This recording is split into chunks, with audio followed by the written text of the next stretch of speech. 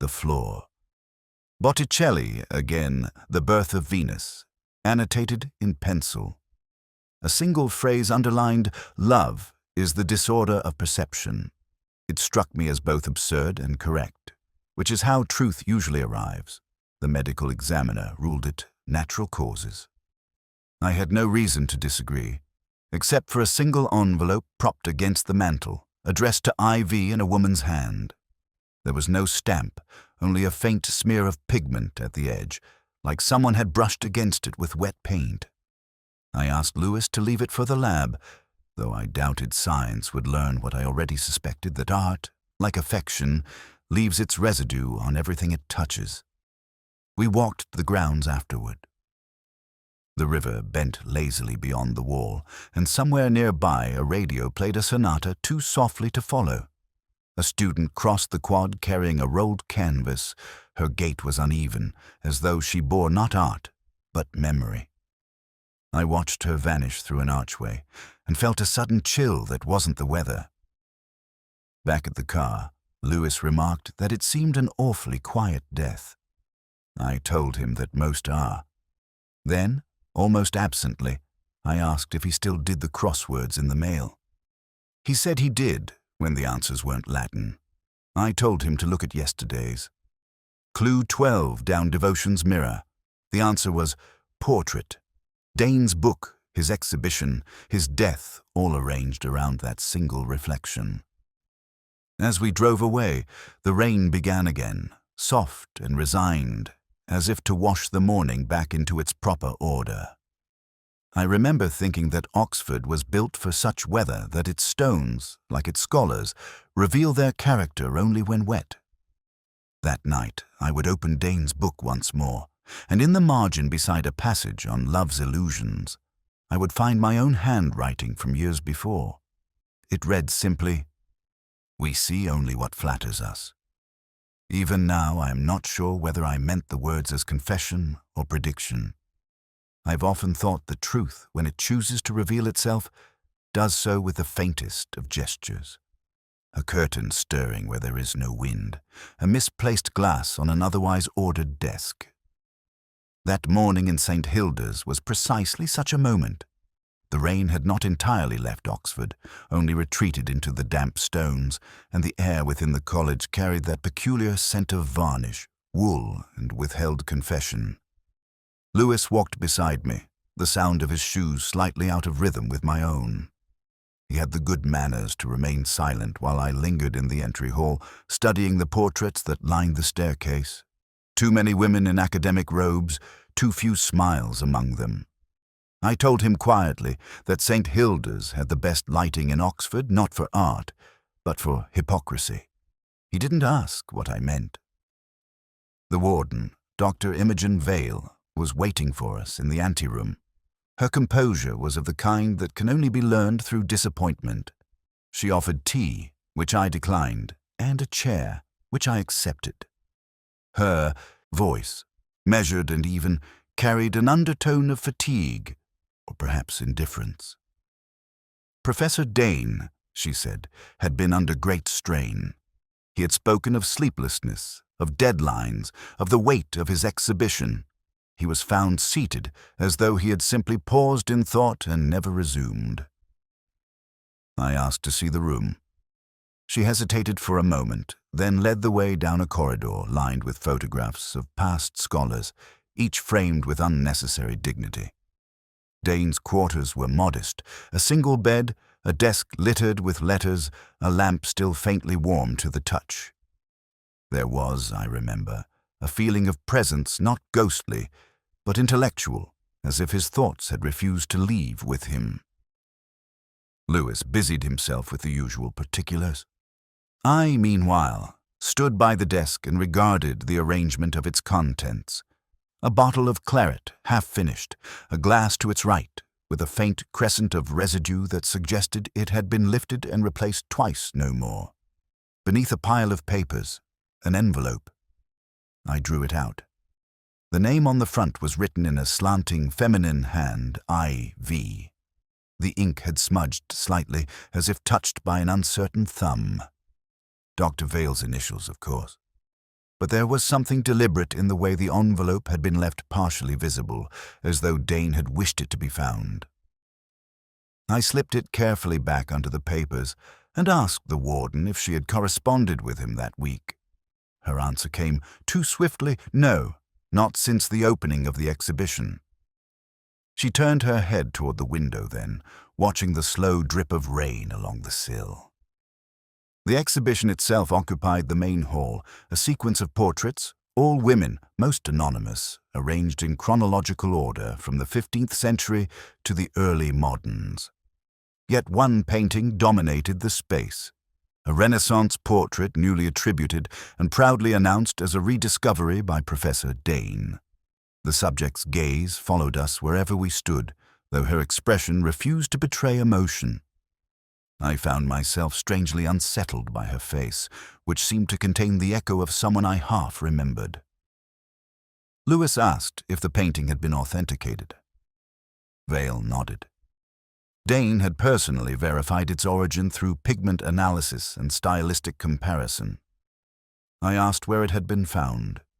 She replied that it had been acquired in Florence through an intermediary, a visiting scholar named Pietro Verani. At that name, her voice altered fractionally, like a key modulating. When she left us to attend to a phone call, I took a closer look at the portrait. The brushwork was precise yet restless, the background oddly inconsistent with its supposed period. And there, at the lower edge of the frame, the varnish bore a faint irregularity, a streak that caught the light differently from the rest. I touched it gently. It was recent. Someone had moved or cleaned it in haste. Lewis found a folded program from the exhibition's preview night. A list of sponsors, donors, and acknowledgements. Among them, one note stood out with gratitude to IV, whose devotion to truth made this possible. I underlined it with my thumb and told Lewis to keep it. Devotion to truth, an epitaph before its time. Before we left, I allowed myself one final look at Dane's room. The bed still unmade, the cigarette still untouched. On the table, the newspaper crossword he had been working on a small square of order in an otherwise disordered world. The final clue unsolved faith's reflection reveals deceit. 7. I could not help but smile.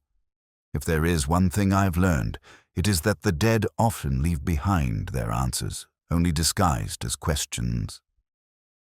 As we stepped out into the damp courtyard, Lewis muttered that it all seemed ordinary enough.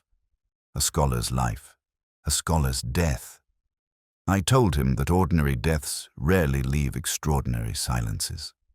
He gave me one of his looks, the kind that mixes patience with doubt, and said I was reading too much into things.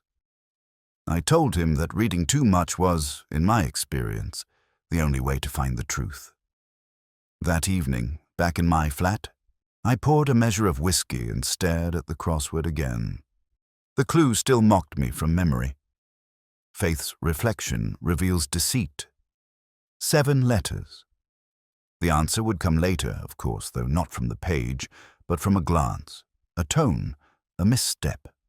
In Oxford, deceit rarely hides behind evil. It hides behind education, and sometimes behind love. The women of St. Hilda's had the peculiar serenity of those who live amid perpetual examination. Their voices, even in the corridor, carried that restrained polish which conceals intellect behind courtesy. Yet, as I sat waiting in the warden's drawing room, I sensed a quiet unrest beneath the order, the faint electricity of rivalry and remembrance that lingers wherever admiration once went astray. Dr. Imogen Vale returned at last, apologizing for the delay. She had been with the librarian, she said, sorting Professor Dane's remaining papers. I told her I understood, though I had little patience for the bureaucracy of mourning. She poured coffee into 2 cups and handed me one, her eyes resting briefly on the surface as if something might rise from it. There are people, I've noticed, who pour more care into the gesture of offering than into the thing offered. She spoke of Dane with the coolness of someone unwilling to be misinterpreted. He was brilliant, she said, but unevenly demanding in ways that scholarship alone could not excuse. I asked whether they had been close. Her pause, almost imperceptible, answered before her words did. We respected one another. The tone implied past intimacy, though not necessarily affection. I let it rest. Lewis was talking to the bursar down the hall, extracting from him a list of staff who had access to Dane's rooms. I preferred to observe the subtler geography of emotion. On the mantel stood a photograph of the exhibition opening the warden, beside Dane, their smiles too rehearsed to belong entirely to art. I wondered how many truths are hidden within the pretense of celebration. Dr. Vale mentioned a student who had been assisting Dane until recently, a young woman named Emily Spears. She had withdrawn from the college abruptly, no reason given. I asked for an address. Vale hesitated, then scribbled it on a slip of paper. Her handwriting was elegant, the kind one learns when letters still mattered. As she passed it to me, she said something almost to herself that Emily had been clever, perhaps too clever. Before leaving, I stopped in the library. Miss Penelope Crowthorne, the librarian, was cataloguing a set of monographs, her thin hands moving with surgical precision.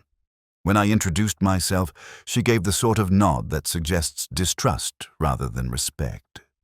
She had known Dane since his arrival, she said, though she would not have called him sociable. Her voice had that deliberate monotony which comes from years of restraining feelings. She spoke softly of his work on the portrait, of his excitement in the weeks before his death, of his insistence that the painting was more than an academic rediscovery. "He said it held a secret," she murmured, though he never told me what. Her eyes flickered toward the high window, where the rain had begun again, tracing silent lines down the glass. Then she said something that stayed with me long after he didn't look like a man preparing to die, but like one expecting to be forgiven. Lewis rejoined me as we crossed the quad. He reported that the bursar had been unhelpful and that the Italian lecturer Varani was away for a few days visiting friends in London. Lewis disliked foreigners, I think, though he would have denied it. I told him to find out when Varani returned and whether he'd insured the portrait himself. Lewis looked puzzled. "What makes you think he's involved?" I said that people who admire art too loudly often mistake beauty for ownership. We passed the chapel, where students' bicycles leaned in uneven ranks against the wall. One of them bore a name scratched into the paint E. Spears. I brushed a thumb over it, the faint burr of the carving still sharp. Lewis asked if I believed in coincidences. I told him I believed in their existence, but not in their innocence. Back in my office that evening, I laid out the day's findings like a half-finished puzzle. The letter to IV, the unsmoked cigarette, the girl who'd vanished, and the painting whose surface seemed newly disturbed. Each piece glimmered with implication but refused to align. I found myself staring instead at the crossword from Dane's desk, still folded in my coat pocket. One clue remained unsolved from the previous day, the one about faith and reflection. I tried a few guesses: likeness, illusion, image. None fit. Then I noticed that the word mirror had been scrawled faintly beside it, not in Dane's hand, but in someone else's. Perhaps he had shown the puzzle to another, perhaps to Dr. Vale. Or perhaps she had filled it in for him once, as lovers sometimes do, one completing the other's pattern. I switched off the lamp and let the room sink into shadow. Somewhere below, the sound of footsteps on the staircase reminded me that Oxford never truly sleeps. It only lowers its voice. The case, at that moment, felt less like an investigation than a memory taking the shape of a portrait emerging from under layers of varnish. Later, as I drifted toward sleep, I recalled Miss Crowthorne's words expecting to be forgiven. It struck me then that forgiveness, like truth, requires a witness, and the dead, alas, are notoriously silent. I have always believed that truth is like a half-remembered poem. You may recall its rhythm long before you recall its meaning.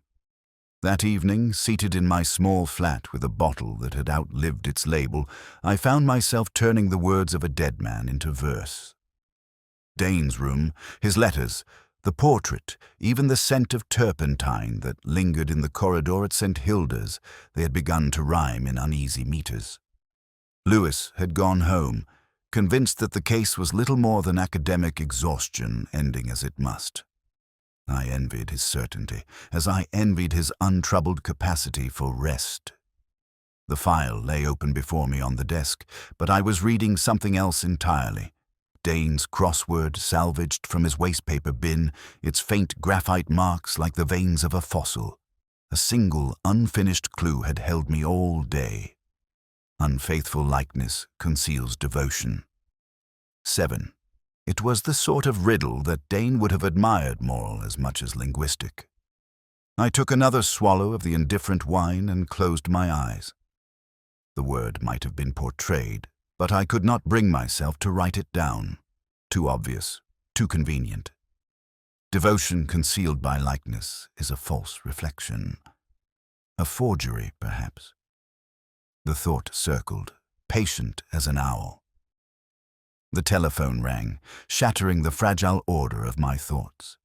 Dr. Vale's voice, calm, measured, faintly metallic through the line, informed me that she had unlocked Dane's study to inventory his papers, and there was something she thought I ought to see. I told her I would come at once, though I did not hurry.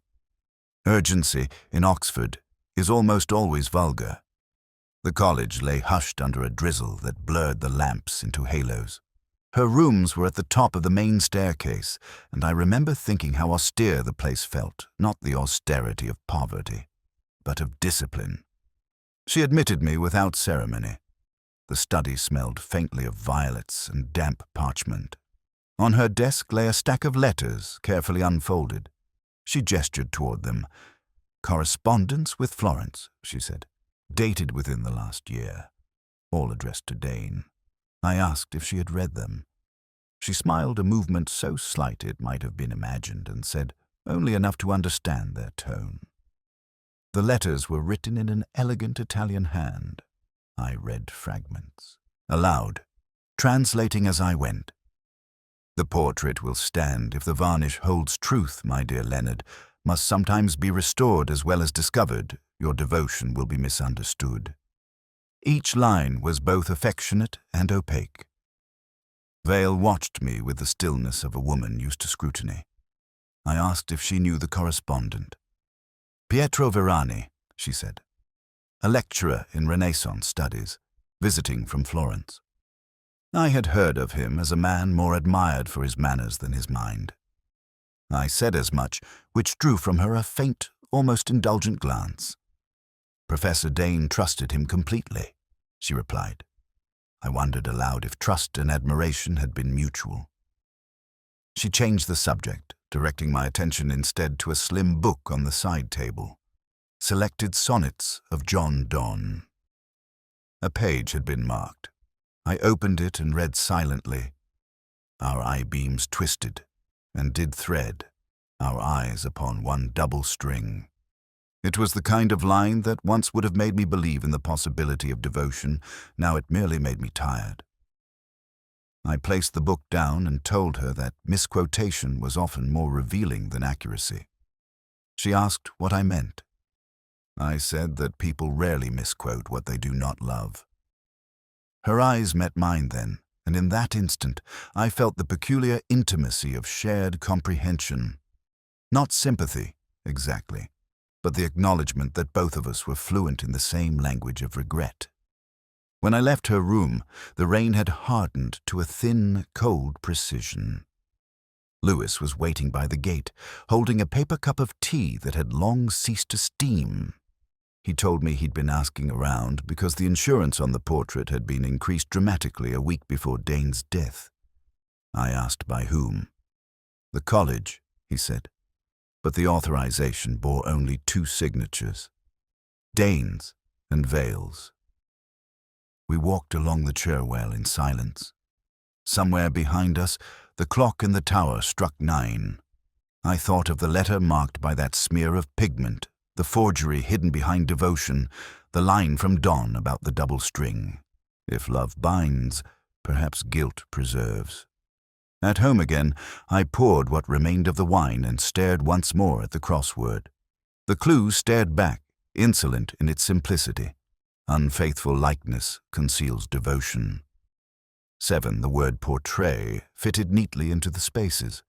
Yet even as I wrote it in, I knew it was wrong, or rather, insufficient. Truth had too many syllables for neatness. I closed the notebook and let the silence settle. Somewhere, in the dark behind the portrait, lay the missing line, the one Dane had read but not spoken, and it occurred to me, not for the first time, that the difference between honesty and art was only a matter of finish. It is a peculiar thing to read the words of the dead. The ink seems to carry not only their language but their temperature, the pulse that once pressed each letter into being. I spent most of that morning in Dane's study, the rain tapping faintly on the leaded panes like an impatient scholar. The papers before me were neatly tied with twine, their edges brittle from travel, and time envelopes addressed in a looping Italian hand that looked almost theatrical, as if the writer wished to remind the reader that beauty was still a kind of argument. Lewis was opposite me, notebook open, expression flat with disinterest. He disliked foreign correspondence, finding it pretentious and slow to yield facts. I told him that the difference between a clue and a confession was usually just the language it was written in. He shrugged. Then I began to read. The first letter was dated 18 months earlier. The light here is cruel to painters. It began. It exposes every lie we try to preserve. Signed Pietro Verani, a name that carried both charm and suspicion. There were others scattered through the months, each threaded with the same tone of admiration, envy, and something less definable. In one, Verani thanked Dane for preserving the woman's gaze when time sought to erase it.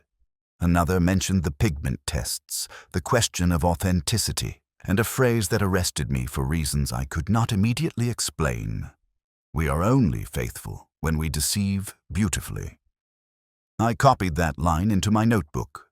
Fidelity by deceit, the logic of forgery, the theology of love. It had the unmistakable perfume of philosophy and guilt intertwined.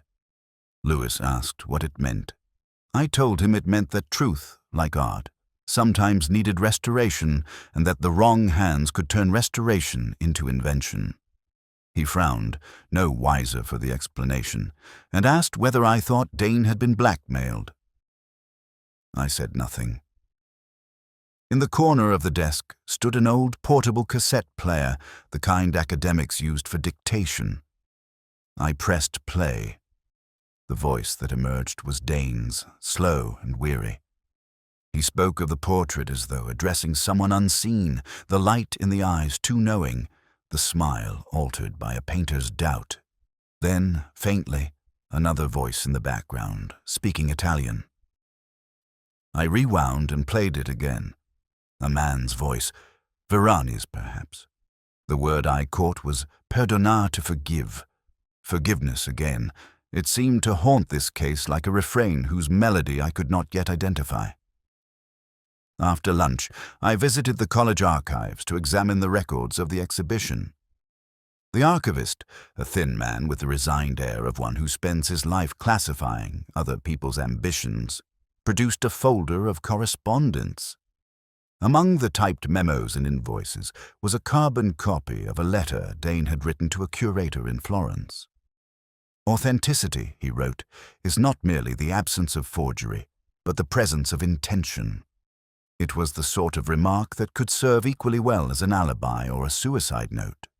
Outside, the sky had taken on that washed porcelain color peculiar to Oxford in March. As I crossed the quad, I saw Dr. Vale standing under the cloister, her umbrella folded at her side, though the drizzle had begun again. She looked as though she had been waiting for me. She asked whether I had found what I came for. I told her not yet, but that I was beginning to suspect Professor Dane had been a better artist than critic. That earned me a glance both sharp and weary. She said quietly that Dane had been many things, but never a liar. I told her that was a distinction only the living were entitled to make. Her composure wavered then, barely perceptibly. She asked if I had read his final letter. I told her I had read several, none marked final. She said she meant the one addressed to Emily Spires. The name, which I had heard before, seemed to settle uneasily between us. She admitted she had found it among the college posts the morning after his death, and, uncertain of its propriety, had not turned it in. I asked to see it. She hesitated, then opened her bag and handed me a thin blue envelope. The seal was broken. Inside, a single page. "You were right about the reflection," it read. "It was not she who deceived me, but I who wished to be deceived." Lewis would later dismiss it as romantic nonsense, but I knew the cadence of confession when I heard it. The key, as ever, lay in the ambiguity. Did he mean the girl, the warden, or the painted woman staring eternally from her frame?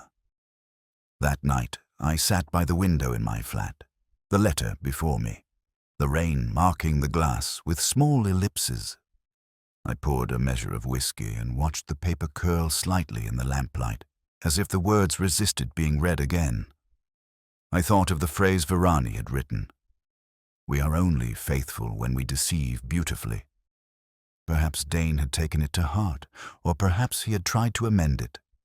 Somewhere between truth and imitation, between Florence and Oxford, a man had tried to perfect an image and, failing, had destroyed himself instead.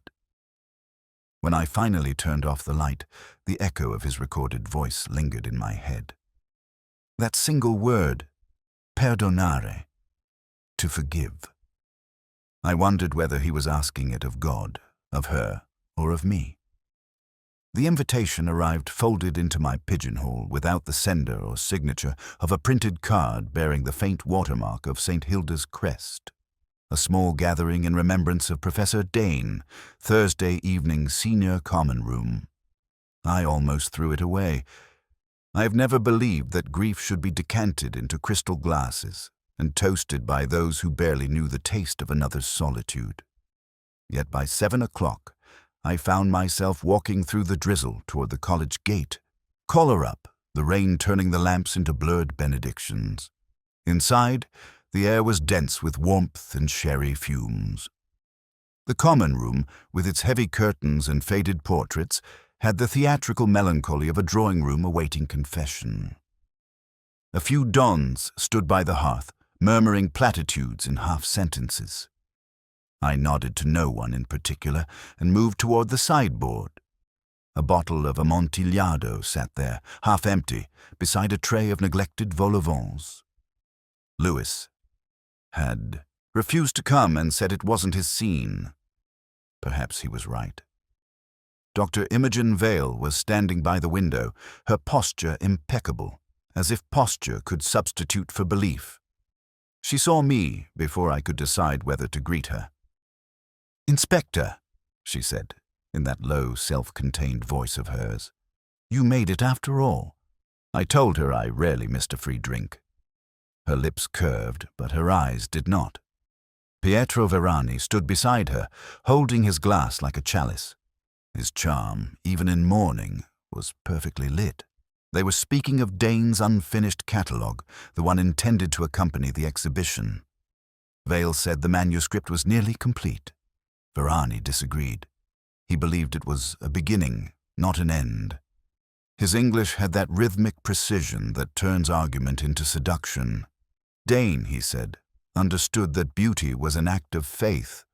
Vale replied that faith, unlike beauty, required honesty. The words fell between them like dust. I asked where the portrait was now. Vale said it had been moved to storage, awaiting revaluation for insurance. Varani looked sharply at her, then smiled at me. The smile of a man who has already chosen his deceit. I noticed the faint smear of pigment at the edge of his cuff, ochre and green colors not found in the college decor. Someone called for a toast. The bursar, Mr. Lawton, took the center of the room, glass raised. His speech was the kind that takes longer than memory deserves. He spoke of scholarship, legacy, and service to the university, words so polished they reflected nothing. When he said Professor Dane's name, a few heads bowed, others drank. I did both. Afterwards, I drifted into a corner where Miss Crowthorne, the librarian, sat alone with her sherry. She looked less angular in the dim light, though no less guarded.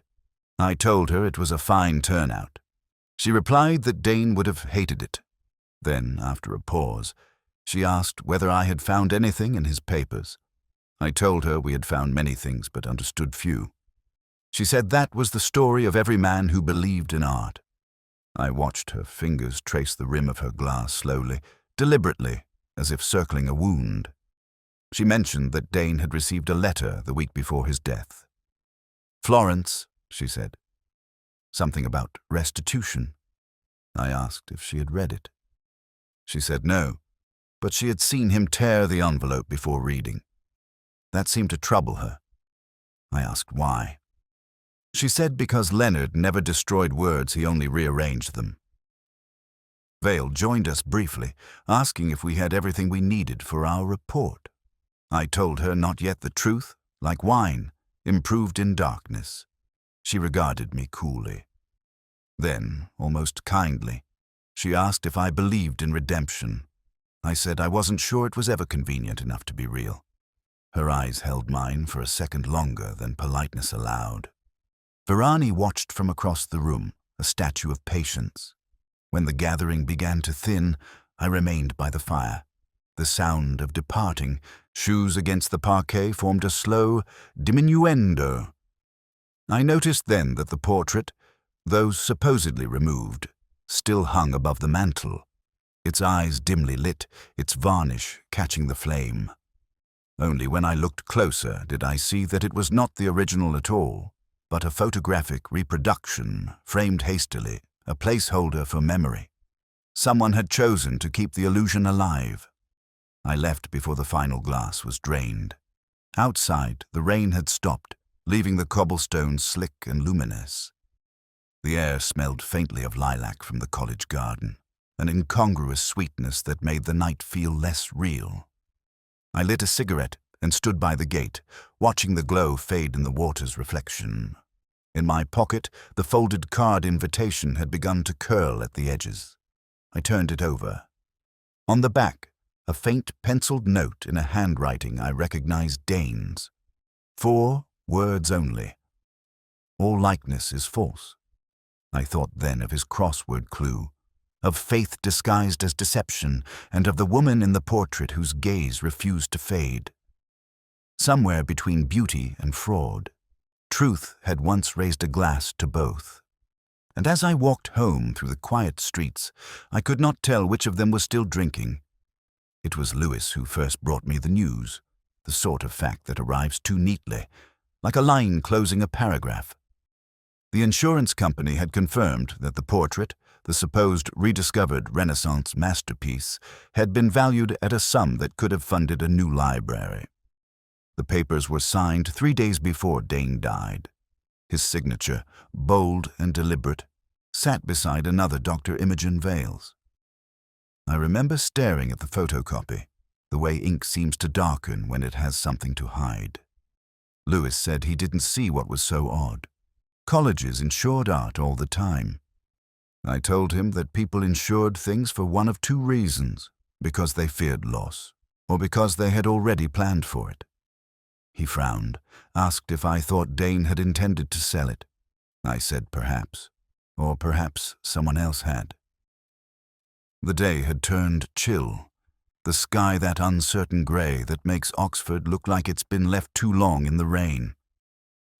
We walked back to St. Hilda's, through the gates where the porter nodded as if to a pair of undertakers.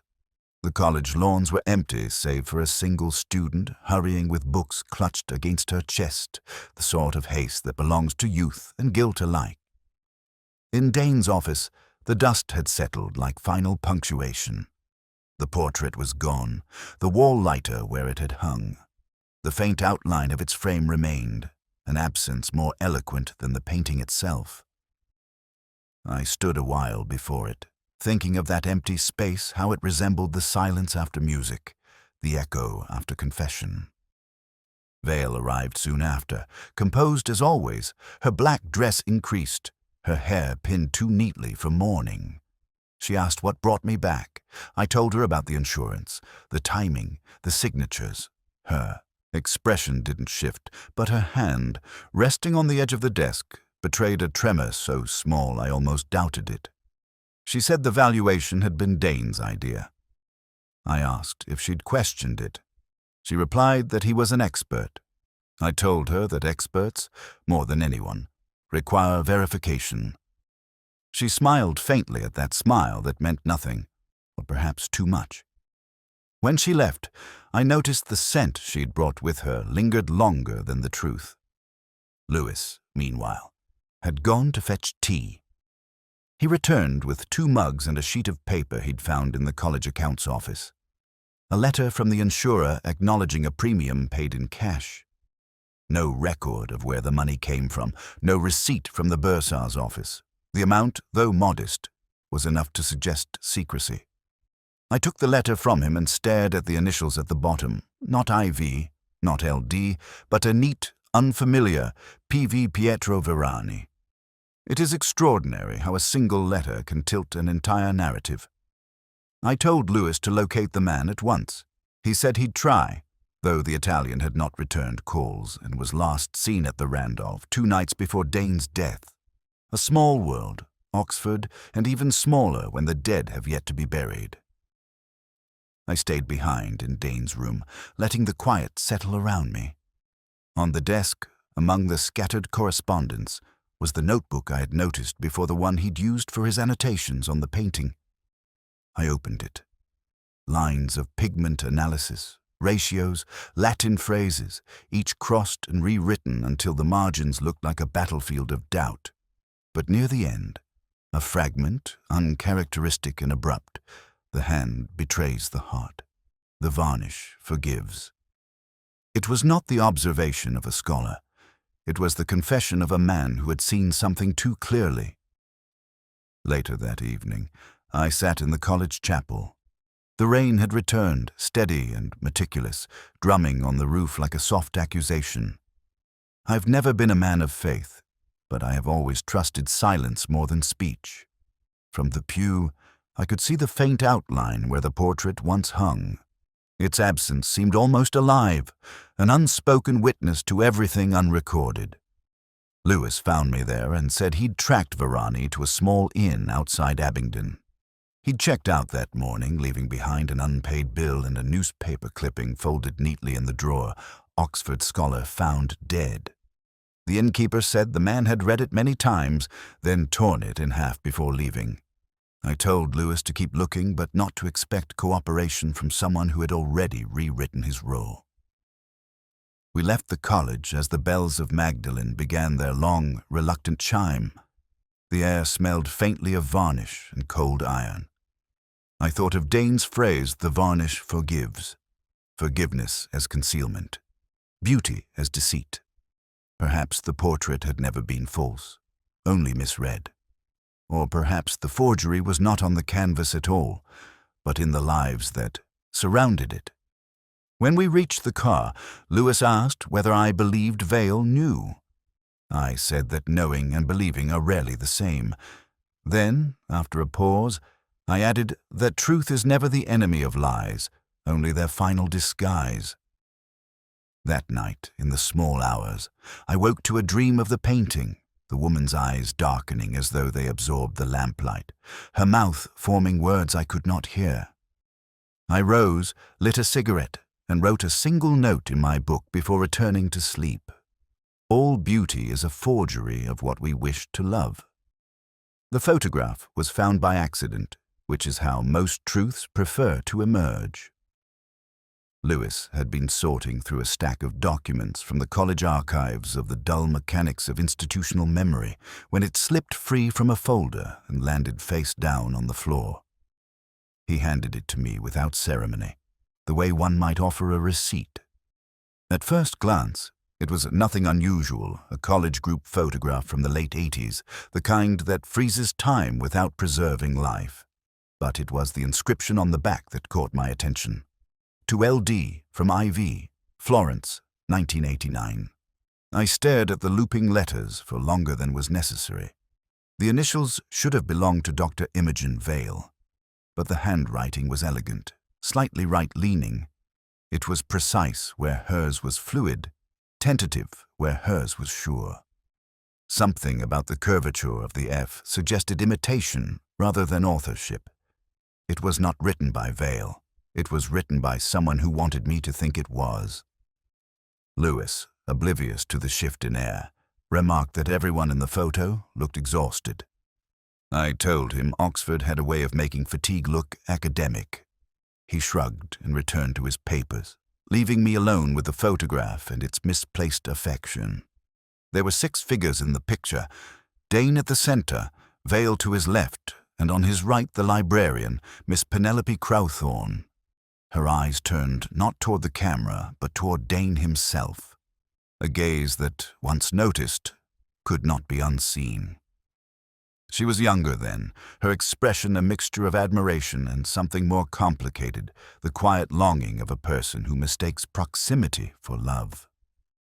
I went to see her that afternoon. The library was half empty, as it always seemed to be on Thursdays, and smelled faintly of polish and dust, the scent of restraint. She looked surprised when I mentioned the photograph, but not alarmed. I placed it before her on the table and waited. She traced a finger along its edge, the gesture too tender to be purely nostalgic. Then, without looking up, she said that she had given it to him years ago. I asked why the inscription bore Vale's initials. She smiled at that small, sorrowful expression that held no deceit. Because she was the one he wanted to remember, she said, and I was the one who remembered him. It was the closest thing to a confession I would ever receive. For a moment, neither of us spoke. The silence stretched like a wire between us. Outside, rain began to shatter the windows. She reached for a tissue, not to wipe her eyes, but to polish the lens of her spectacles. It was, I thought, a gesture of control, the kind that replaces emotion with clarity. She said she had once loved him, though she doubted he ever noticed. When she found out about his affair with Vale, she had written to the college trustees anonymously to question the authenticity of the portrait's provenance.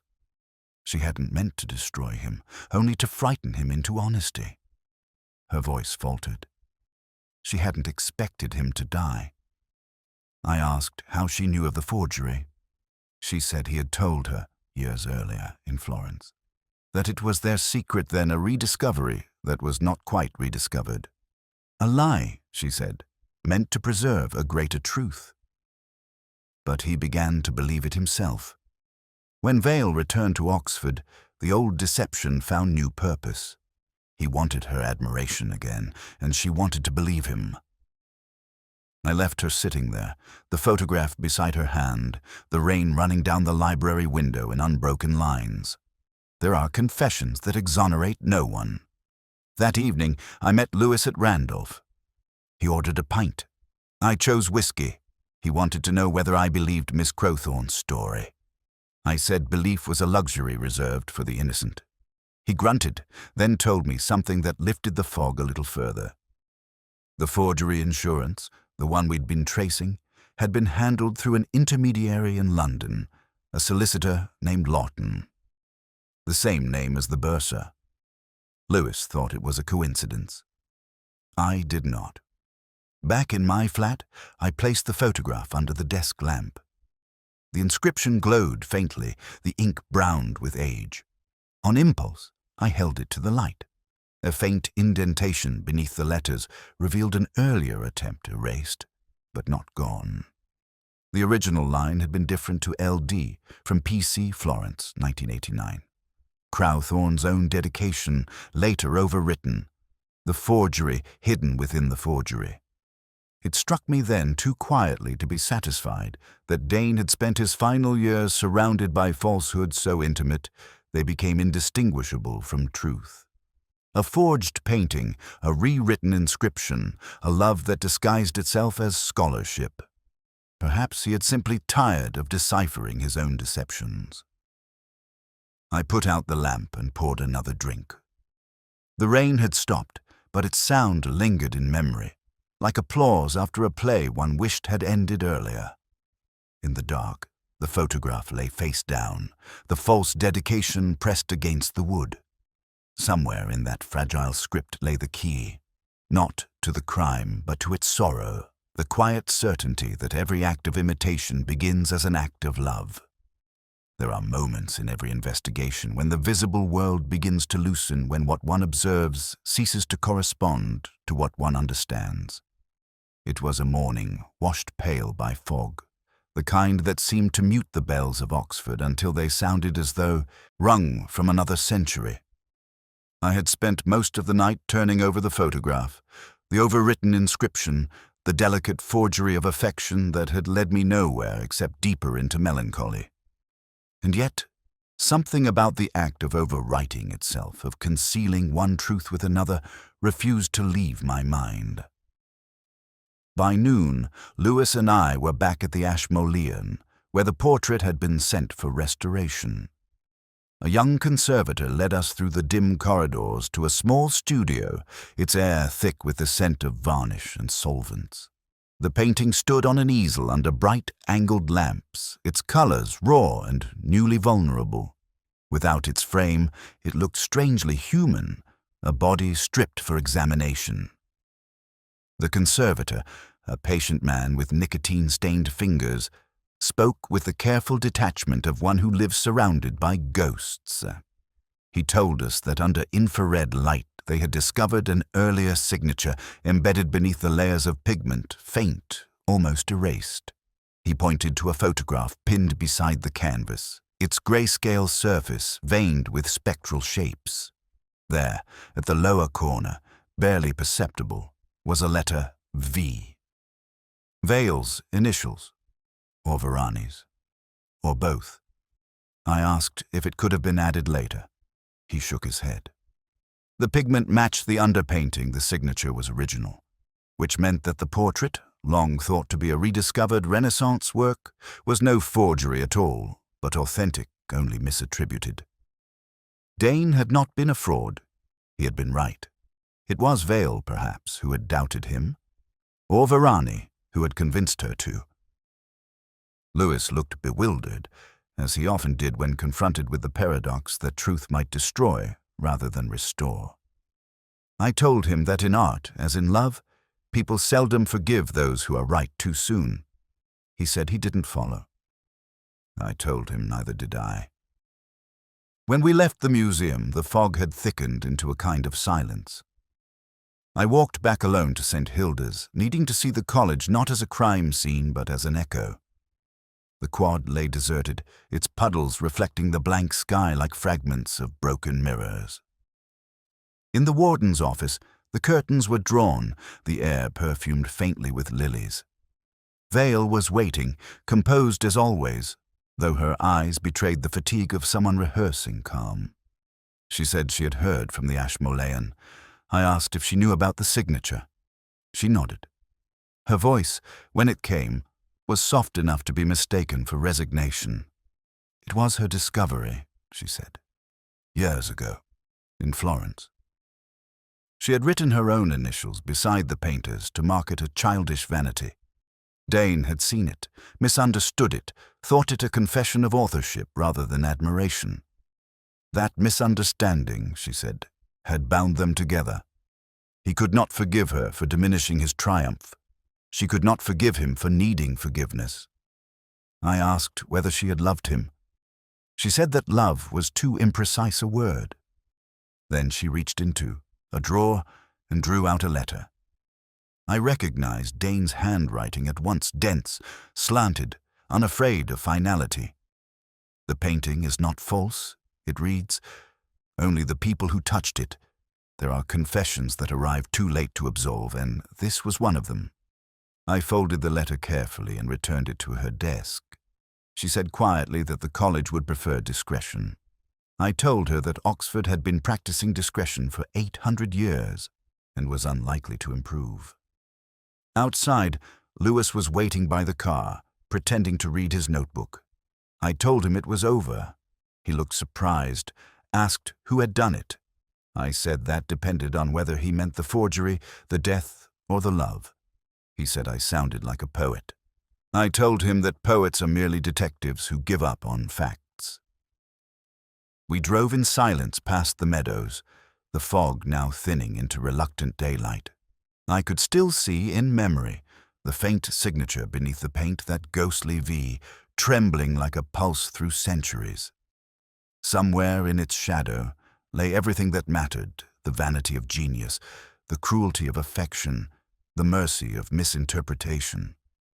That night, alone in my flat, I poured a glass of whiskey and turned to the crossword that had haunted me since Dane's death. The final clue, unsolved until then, stared up at me. Faith's reflection reveals deceit 7. The answer, I realized suddenly, was neither portrait nor mirrored, but devoted. I filled it in, not because it fit, but because it felt right, and because, in Oxford, devotion and deceit are always the same word seen from opposite sides of the glass. I finished the drink, closed the paper, and sat listening to the faint hum of the city beyond the window. The fog was lifting now, but the air still held that same faint scent of varnish forgiveness, drying slowly in the dark. There are cases that end neatly, tied with a thin ribbon of fact. And there are others, the kind that fray in one's hands, threads pulling free no matter how carefully they're gathered. This was one of the latter. The inquest concluded with untroubled efficiency. Heart failure, the coroner said, brought on by stress, age, perhaps drink. Nothing criminal, nothing deliberate. A verdict tailored to calm the conscience of an old university town. I listened without comment, my notes folded and dry. There are few things more dishonest than an official truth, but even fewer as necessary. Afterward, I walked alone to the river. The fog had lifted, replaced by a hard, indifferent sun. The water moved with the slow dignity of something ancient, beyond notice. I leaned against the railing and watched it for a long while, until I saw, or imagined, the faint shimmer of reflection.